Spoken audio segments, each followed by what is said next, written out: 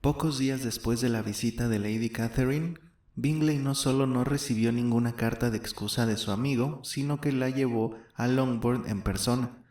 Los caballeros llegaron temprano, y antes de que la señora Bennet tuviese tiempo de decirle a Darcy que había venido a visitarle su tía, cosa que Elizabeth temió por un momento, Bingley, que quería estar solo con Jane, propuso que todos salieran de paseo.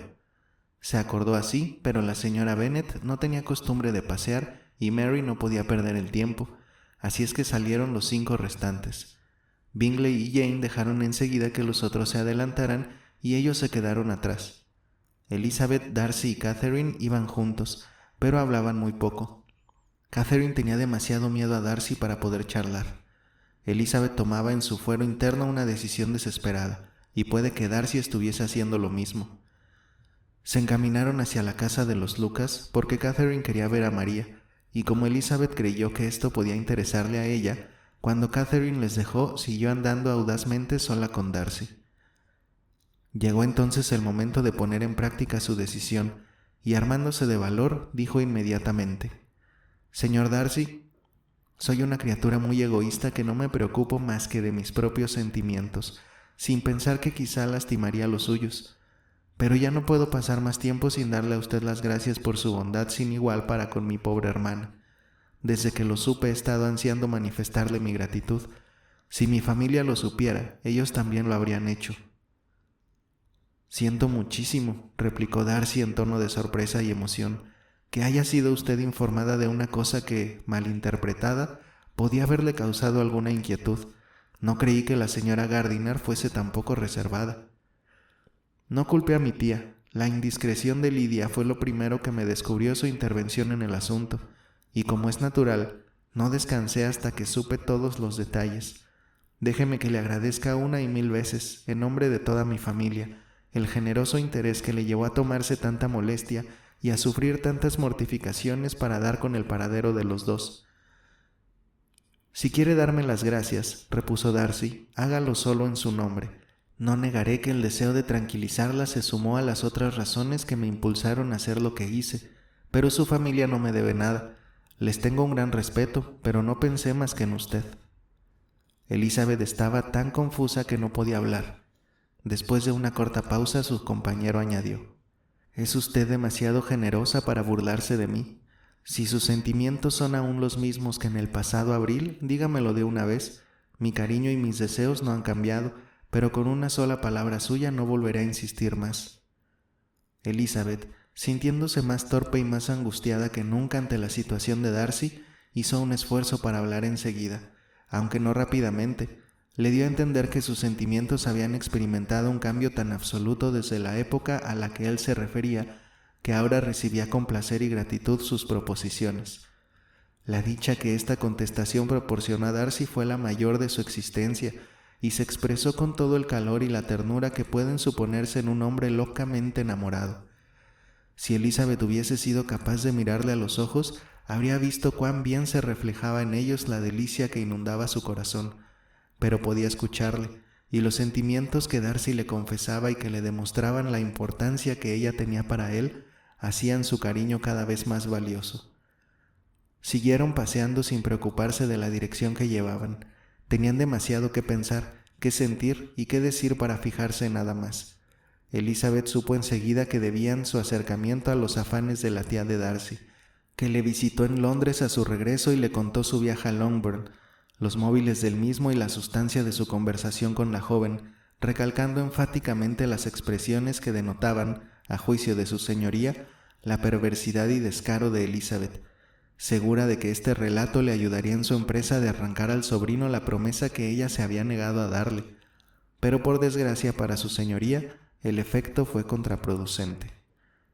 Gracias a eso concebí esperanzas que antes apenas me habría atrevido a formular. Conocía de sobra el carácter de usted para saber que si hubiese estado absoluta e irrevocablemente decidida contra mí, se lo habría dicho a Lady Catherine con toda claridad y franqueza.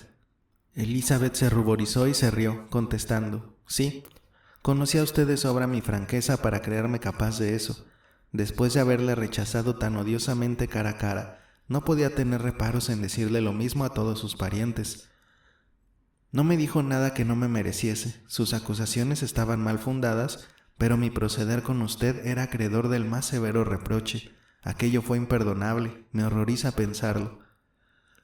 No vamos a discutir quién estuvo peor aquella tarde, dijo Elizabeth. Bien mirado, los dos tuvimos nuestras culpas, pero me parece que los dos hemos ganado en cortesía desde entonces. Yo no puedo reconciliarme conmigo mismo con tanta facilidad. El recuerdo de lo que dije e hice en aquella ocasión es y será por mucho tiempo muy doloroso para mí. No puedo olvidar su frase tan acertada: si se hubiese portado usted más caballerosamente. Estas fueron sus palabras. No sabe, no puede imaginarse cuánto me han torturado, aunque confieso que tardé en ser lo bastante razonable para reconocer la verdad que encerraban. Crea usted que yo estaba lejos de suponer que pudieran causarle tan mala impresión. No tenía la menor idea de que le afligirían de ese modo. No lo dudo. Entonces me suponía usted desprovisto de todo sentimiento elevado, estoy seguro. Nunca olvidaré tampoco su expresión al decirme que de cualquier modo que me hubiese dirigido a usted no me habría aceptado. No repita todas mis palabras de aquel día. Hemos de borrar ese recuerdo. Le juro que hace tiempo que estoy sinceramente avergonzada de aquello. Darcy le habló de su carta. ¿Le hizo a usted rectificar su opinión sobre mí? ¿Dio crédito a su contenido? Ella le explicó el efecto que le había producido y cómo habían ido desapareciendo sus anteriores prejuicios. Ya sabía, prosiguió Darcy, que lo que le escribí tenía que apenarla, pero era necesario. Supongo que habrá destruido la carta. Había una parte, especialmente al empezar, que no querría que volviese usted a leer. Me acuerdo de ciertas expresiones que podrían hacer que me odiase. Quemaremos la carta si cree que es preciso para preservar mi afecto, pero aunque los dos tenemos razones para pensar que mis opiniones no son enteramente inalterables, no cambian tan fácilmente como usted supone. Cuando redacté aquella carta, replicó Darcy, me creía perfectamente frío y tranquilo, pero después me convencí de que la había escrito en un estado de tremenda amargura. Puede que empezase con amargura, pero no terminaba de igual modo.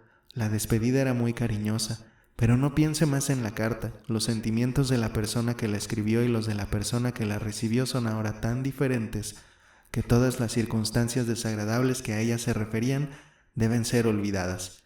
Ha de aprender mi filosofía.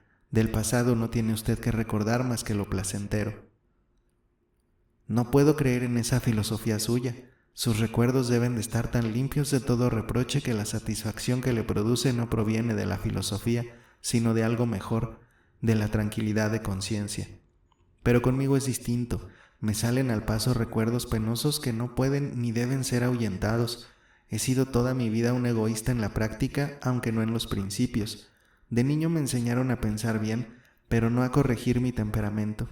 Me inculcaron buenas normas, pero dejaron que las siguiese cargado de orgullo y de presunción. Por desgracia fui hijo único durante varios años y mis padres, que eran buenos en sí, particularmente mi padre, que era la bondad y el amor personificados, me permitieron, me consintieron y casi me encaminaron hacia el egoísmo y el autoritarismo, hacia la despreocupación por todo lo que no fuese mi propia familia, hacia el desprecio del resto del mundo, o por lo menos a creer que la inteligencia y los méritos de los demás eran muy inferiores a los míos. Así desde los 8 hasta los 28 años, y así sería aún si no hubiese sido por usted, amadísima Elizabeth. Se lo debo todo. Me dio una lección que fue, por cierto, muy dura al principio, pero también muy provechosa. Usted me humilló como convenía. Usted me enseñó lo insuficientes que eran mis pretensiones para halagar a una mujer que merece todos los halagos. ¿Creía usted que le iba a aceptar? Claro que sí. ¿Qué piensa usted de mi vanidad? ¿Creía que usted esperaba y deseaba mi declaración? Me porté mal, pero fue sin intención. Nunca quise engañarle, y sin embargo muchas veces me equivoco. ¿Cómo debió odiarme después de aquella tarde? Odiarla. Tal vez me quedé resentido al principio, pero el resentimiento no tardó en transformarse en algo mejor. Casi no me atrevo a preguntarle qué pensó al encontrarme en Pemberley. ¿Le pareció mal que hubiese ido? Nada de eso, solo me quedé sorprendido. Su sorpresa no sería mayor que la mía al ver que usted me saludaba. No creí tener derecho a sus atenciones y confieso que no esperaba recibir más que las merecidas. Me propuse, contestó Darcy, demostrarle, con mi mayor cortesía, que no era tan ruin como para estar dolido de lo pasado, y esperaba conseguir su perdón y atenuar el mal concepto en que me tenía, probándole que no había menospreciado sus reproches. Me es difícil decirle cuánto tardaron en mezclarse a estos otros deseos, pero creo que fue a la media hora de haberla visto. Entonces le explicó lo encantada que había quedado Georgiana al conocerla y lo que lamentó la repentina interrupción de su amistad. Esto les llevó naturalmente a tratar de la causa de dicha interrupción, y Elizabeth se enteró de que Darcy había decidido irse de Derbyshire en busca de Lidia antes de salir de la fonda, y que su seriedad y aspecto meditabundo no obedecían a más cavilaciones que las inherentes al citado proyecto. Volvió Elizabeth a darle las gracias, pero aquel asunto era demasiado agobiante para ambos y no insistieron en él. Después de andar varias millas en completo abandono y demasiado ocupados para cuidarse de otra cosa, miraron sus relojes y vieron que era hora de volver a casa. ¿Qué habrá sido de Bingley y de Jane? Esta exclamación les llevó a hablar de los asuntos de ambos. Darcy estaba contentísimo con su compromiso, que Bingley le había notificado inmediatamente. «¿Puedo preguntarle si le sorprendió?», dijo Elizabeth. «De ningún modo. Al marcharme comprendí que la cosa era inminente. Es decir, que le dio a usted su permiso. Ya lo sospechaba». Y aunque él protestó de semejantes términos, ella encontró que eran muy adecuados. «La tarde anterior a mi viaje a Londres», dijo Darcy, «le hice una confesión que debía haberle hecho desde mucho antes. Le dije todo lo que había ocurrido para convertir mi intromisión en absurda e impertinente». Se quedó boquiabierto. Nunca había sospechado nada. Le dije además que me había engañado al suponer que Jane no le amaba, y cuando me di cuenta de que Bingley la seguía queriendo, ya no dudé de que serían felices. Elizabeth no pudo menos que sonreír al ver cuán fácilmente manejaba a su amigo. «Cuando le dijo que mi hermana le amaba, ¿fue porque usted lo había observado o porque yo se lo había confesado la pasada primavera?» «Por lo primero. La observé detenidamente durante las 2 visitas que le hice últimamente y me quedé convencido de su cariño por Bingley». «Y su convencimiento le dejó a él también convencido, ¿verdad?». «Así es. Bingley es el hombre más modesto y menos presumido del mundo. Su apocamiento le impidió fiarse de su propio juicio en un caso de tanta importancia, pero su sumisión al mío lo arregló todo. Tuve que declararle una cosa que por un tiempo y con toda razón le tuvo muy disgustado. No pude ocultarle que su hermana había estado 3 meses en Londres el pasado invierno, que yo lo sabía y que no se lo dije a propósito. Se enfadó mucho, pero estoy seguro de que se le pasó al convencerse de que su hermana le amaba todavía. Ahora me ha perdonado ya de todo corazón». Elizabeth habría querido añadir que Bingley era el más estupendo de los amigos por la felicidad con que se le podía traer y llevar, y que era realmente impagable, pero se contuvo. Recordó que Darcy tenía todavía que aprender a reírse de estas cosas y que era demasiado pronto para empezar. Haciendo cábala sobre la felicidad de Bingley, que desde luego solo podía ser inferior a la de ellos dos, Darcy siguió hablando hasta que llegaron a la casa. En el vestíbulo se despidieron.